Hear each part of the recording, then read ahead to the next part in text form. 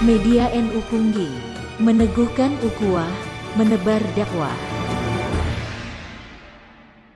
Assalamualaikum warahmatullahi wabarakatuh. Bismillah, alhamdulillah, wassalatu ala rasulillah sayyidina wa maulana Muhammad ibni Abdullah sallallahu alaihi wasallam. Amma ba'du. Para pemirsa Kultum Ramadan tahun 2025 MVJ NU Pungging, semuanya para nadiyin nahdiyat dimanapun Anda berada yang sekarang menjalankan ibadah puasa, semuanya semoga diterima amal ibadahnya oleh Allah Subhanahu wa taala. Para pemirsa yang dirahmati oleh Allah Subhanahu wa taala, dalam sore hari ini akan saya paparkan tentang akidah sebagai pondasi kehidupan kita di dunia ini.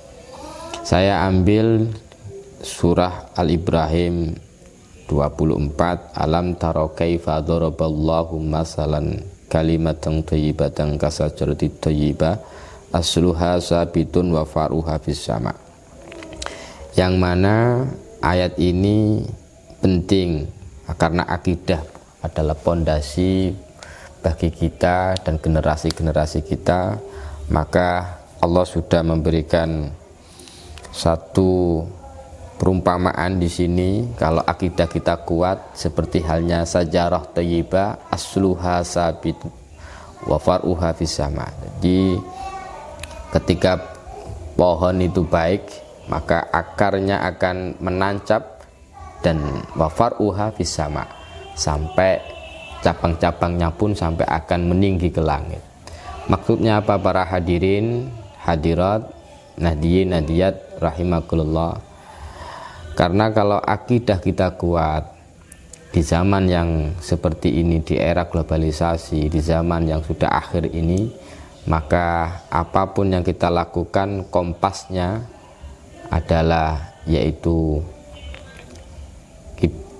moral, atau kompasnya adalah kita harus mengikuti jejak Rasulullah SAW, yaitu dengan cara mendekatkan diri kepada Allah, mempelajari di sekolahan tentang banyaknya ilmu pengetahuan tentang keagamaan, kemudian untuk memperkuat lagi dalam akidah kita, yaitu di rumah, di lingkungan sekitar rumah-rumah kita kuatkan, karena itu berdampak menjadikan akidah kita kuat. Kalau kita biasa untuk berjamaah, kita biasa untuk tilawatul Quran, kita biasa berzikir, maka akidah kita akan semakin kuat.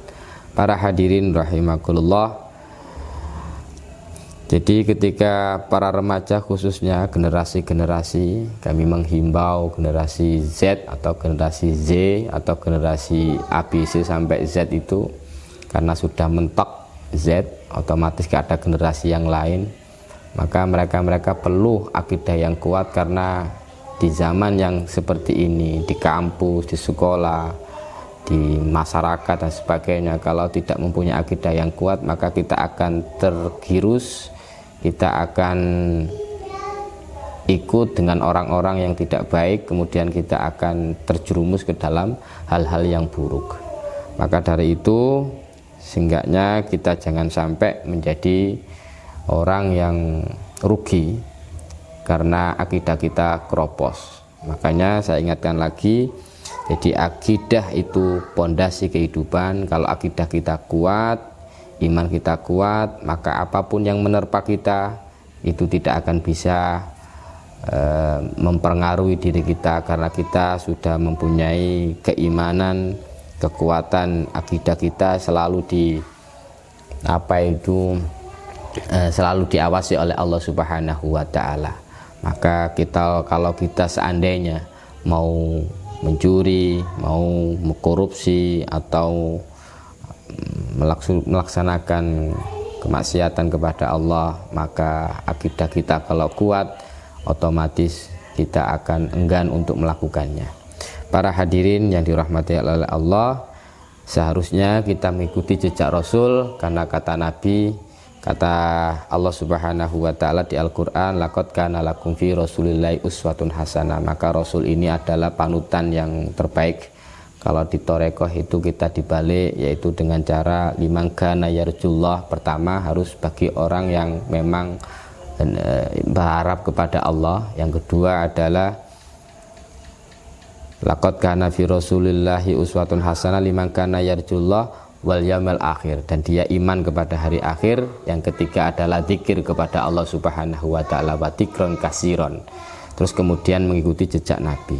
Kalau kita akhlaknya baik, omongan kita baik, tapi kita tidak beriman kepada Allah, tidak berharap kepada Allah, dan kita tidak berzikir kepada Allah, karena ayat itu tidak boleh kita putus, karena itu satu rangkaian.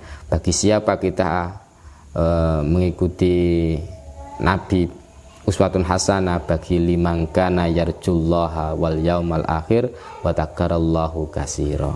Para hadirin rahimakumullah, maka kita kalau mengikuti Nabi, sayugjanya harus benar-benar iman kepada Allah, mengharap kepada Allah, iman pada hari akhir. Yang ketiga banyak berzikir, mengingat Allah Subhanahu wa taala. Semoga di sore hari ini kita tutup dengan surat Wal Asri. Di surat Wal Asri kita harusnya orang yang beruntung adalah yaitu orang-orang yang beriman, yang satu watawasau bil haq, dan selalu memberikan nasihat-nasihat yang baik dan beramal soleh, dan kemudian memberikan nasihat dengan kesabaran. Semoga kita termasuk golongan-golongan orang-orang yang disebutkan di Al-Quran oleh Allah Subhanahu wa taala, yaitu dikumpulkan para orang-orang, dikumpulkan bersama Nabi, disuruhkan oleh orang-orang yang shodiqin, diberikan orang-orang wali-wali Allah Subhanahu wa ta'ala. Amin amin ya rabbal alamin. Assalamualaikum warahmatullahi wabarakatuh.